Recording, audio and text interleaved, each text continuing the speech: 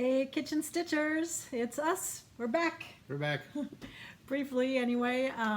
Sorry we've been absent so long.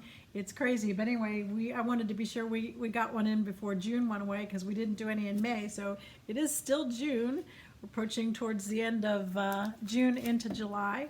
What's the date? The 23rd? I think so. So anyway, we're happy to be back with you. Lots to share since it's been a couple months.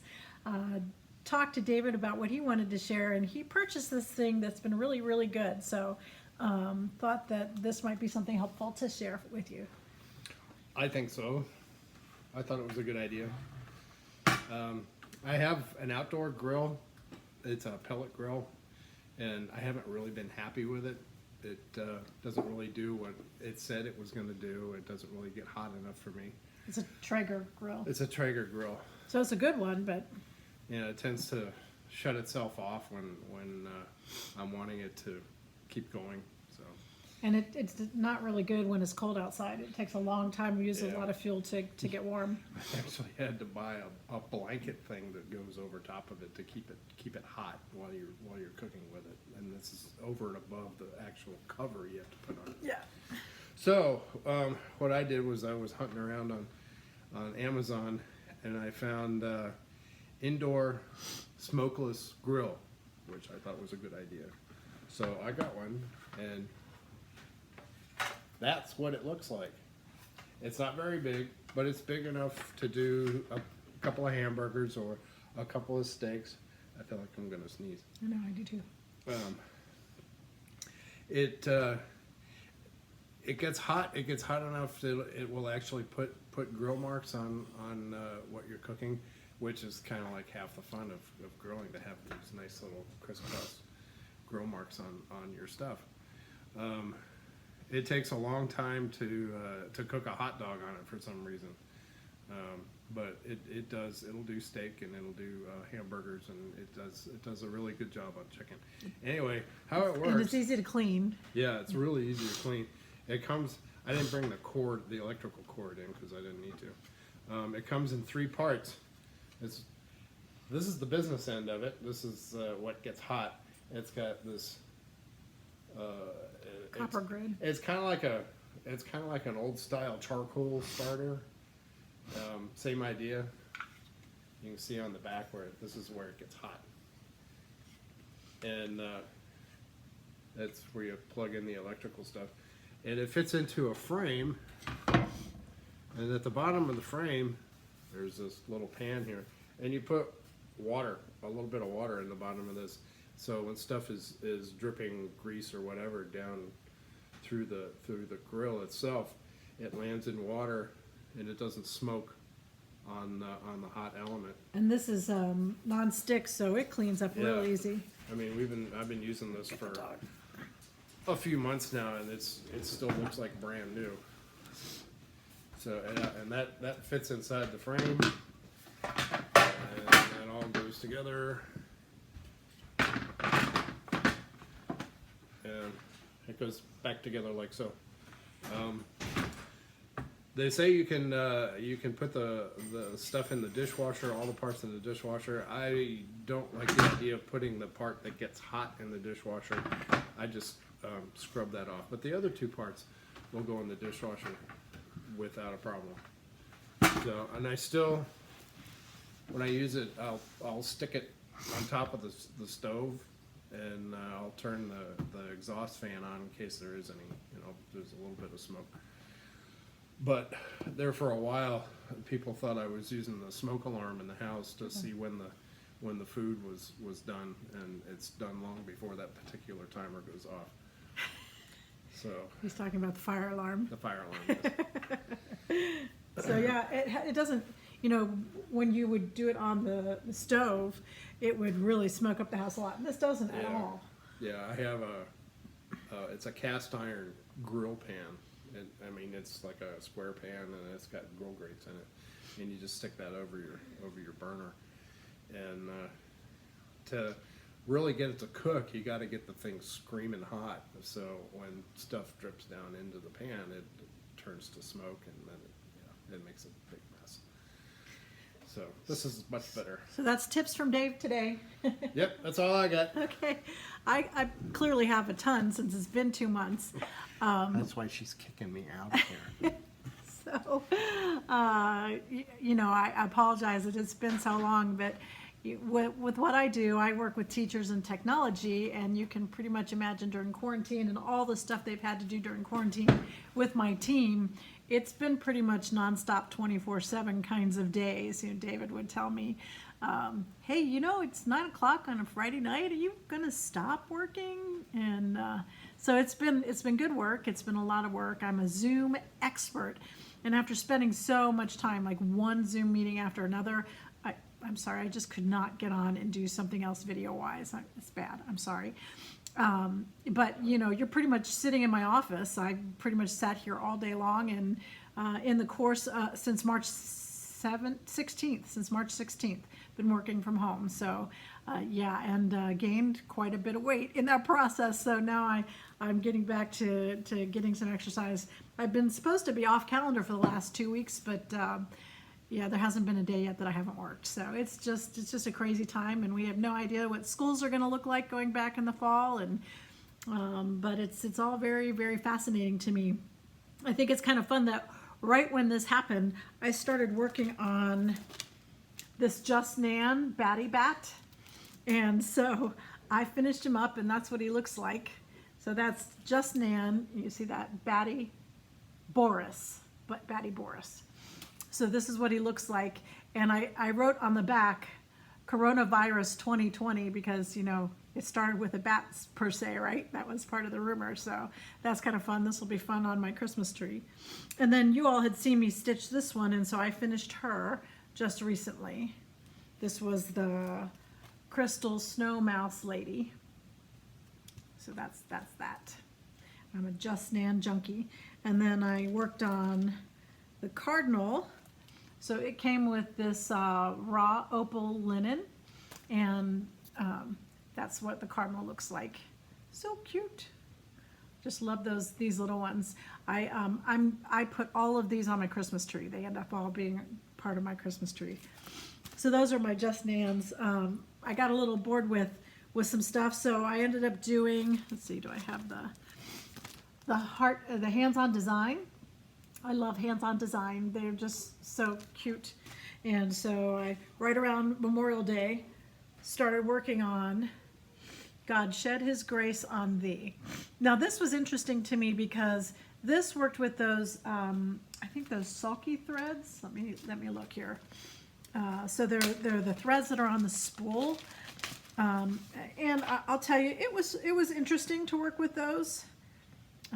Cotton petites, sulky threads, cotton petites. So it's really basically working with a single strand, and I'll put this up again so you can see. So working with a single strand, and that I think is easy to do when you're working on linen, because you can, I do that, what do they call that, seed stitch? No, it's where you come up in the middle and then you go down and then you go up the diagonal and go down in the middle. I can't remember what that start is called, but I love that. It would drive me crazy if I couldn't do that. And so that is what it looks like. And I think it looks fine, but personally, I think I'd just as soon work with a double strand of DMC. So it was fun. It was interesting. It's something different to do. The other thing that I did while we were in this quarantine at night when I had time, I would do maybe an hour before bedtime to just get myself to settle down, is I'm a huge Satsuma Street fan. And so she had this Alice in Wonderland stitch along, and it was so much fun. This was so much fun. But what I think I loved the most about this was watching the other people in the stitch along. So I'd come up with something I might want to change. And it's hard to change a lot with Satsuma Street because she does so much. But so for example, on the card party here, she didn't have all of the cups and the mouse outlined, and they just seemed to kind of blend into that tablecloth. So that's what I did. And I outlined, she didn't have the cards at the top outlined, and you can't really tell from it here, but I used the shiny, what do they call that, thread from DMC, the newer colors that have a little shine to it. So I did that with some of the shine on the, you can't really see it here, but in some of the golds. And did something a little different here. And on the tail on him, I actually didn't fill him all the way in up on the tail because the Cheshire cat likes to disappear. So I thought that was kind of fun to leave him done. And she also had pointed teeth, and I don't want pointed teeth on Cheshire cat. I don't want him to look like he's something evil, so I changed that. But it was fun to watch all of those changes that people were making. I also changed the mouth up and the eyes up a little on the queen. Someone else did something different with her hair, which was brilliant, and I outlined the flamingo. So this one was really a lot of fun. I used the called for fabric. Lots of people were doing lots of different color fabrics, so I think that's the first time I've done a stitch along online. I've been also doing the Christmas box with Nancy Waller and Faithworks, and that one has left a lot to be creative with, and Nancy encourages it with, God bless her. I'm glad she's done that. She's also, by the way, Nancy Waller with Faithworks has put together a cruise for next year. It's a little bit more expensive for me right now.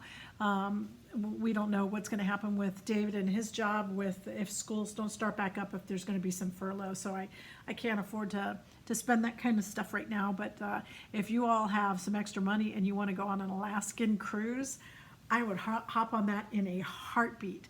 It's a Norwegian cruise line, so that would be a lot of fun, especially when COVID's over and you don't have to worry about catching it from people on board. I also did the Satsuma Street freebie, and I've been waiting to, I'm going to put some of the words. Someone did this already, but I had already had that idea, like masks, church from home, pound sign together, separate together, those things that were common. And I put a mask on my son. That wasn't part of her design, but that's something that I put up. But I just love this. And then at the bottom I put coronavirus quarantine. And then I have the date of when it started, 2020. I'm going to put March 16th over here. And then when the vaccine becomes available, I'm going to put it on that side. So this was a Picture This Plus fabric. Is that right? No, color and cotton fabric in the blue. It was something I gotten at a Stitch Away a while ago. So that's been some of the stuff that I've worked on, and that's been a lot of fun. I also started working on this, the Redbird, and this was Chubby Little Feathered Friend, Amy Brecken Designs, and I found that I had pre-purchased this.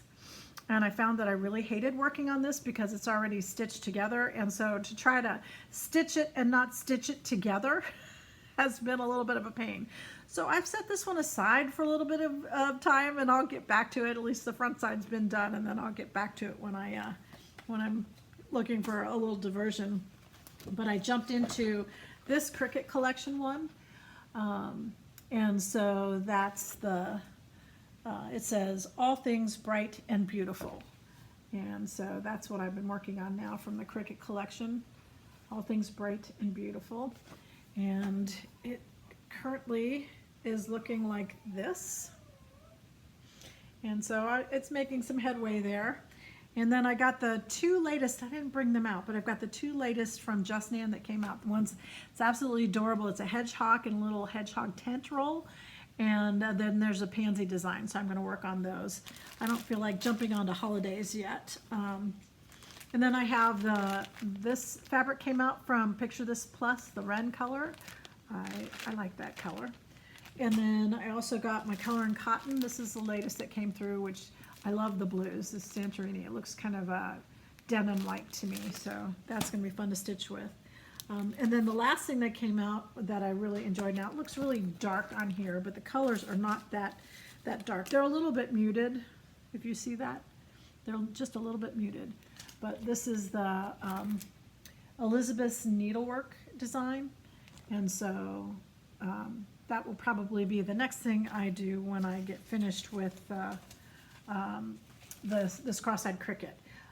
By the way, the Cricut one is on Color and Cotton on Bare Copper Lugana 28. And after going with that, the Ada on that bird and some of these smaller, it's been kind of fun to stitch on a little bit bigger on the 28. So, and it's going really quickly. And so again, that's what it looks like. I like the color combinations, and it, like I said, it's been pretty fun to stitch. So I'm now working on the outside of that. And let's see, for the Celtic sampler, I think I got this. So this is Antique Beach Walk. Oh, Antique is the sampler, and it's called Beach Walk. So, Beach Walk, WTS, WTS. I can never remember what that stands for. I don't think it's weeks.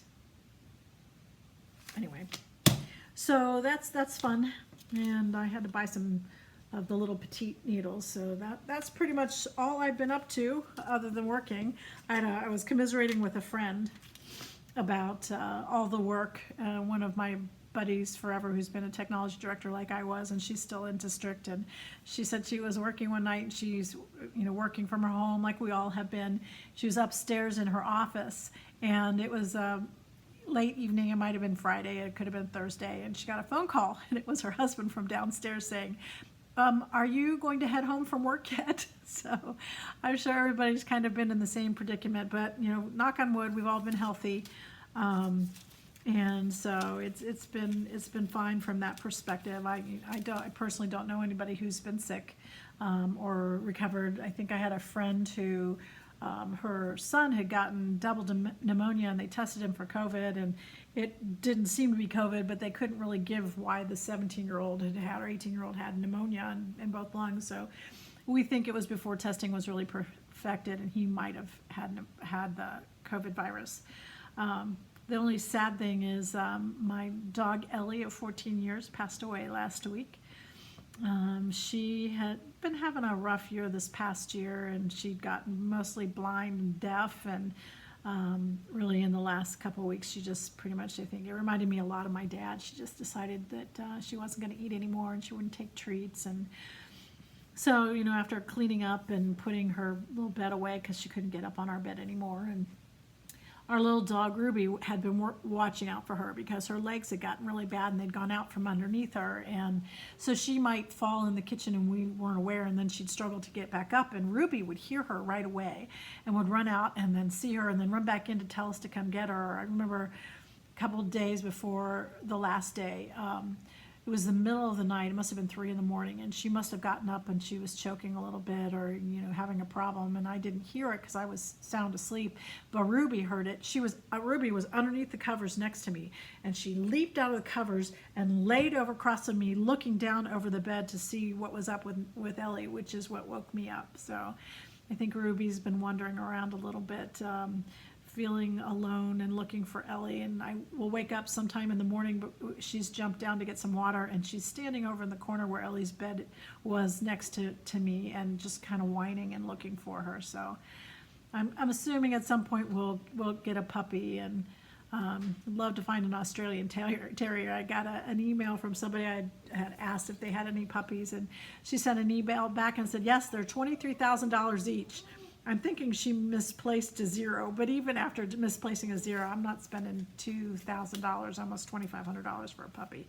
So it doesn't have to be a purebred or anything, but something's not too big. Maybe a Cairn Terrier or something that we can find. It. We'll just have to see how it goes. So keep us in your thoughts when it comes to that. And we're looking forward to having a little time away. We're going to travel and see my sister for about a week sometime in the near future, and so we're looking forward to having just a little bit of time away from this house. I have been trying to get back into the exercise, and found out from a foot doctor that I shouldn't dance and I shouldn't run or walk. Running, I've never done running, but walking and dancing were my go-tos for exercise. So I had to get a bike, and of course, as I'm getting a bike, everybody in the world apparently is getting a bike since the gyms closed, and so everybody went to bikes unbeknownst to me. So of course, at the time when I have to get a bike, the world is getting a bike, and it took a month and a half, and my bike came in today. So I'm looking forward to doing a little bit of biking. So I hope and trust that everybody is well, and we look forward to hearing from you and seeing what you've been up to, and any feedback or any comments you have. We love seeing them. So stay healthy, stay safe, and hopefully sometime toward the end of July, we'll have another one up here. Thanks a lot. Take care.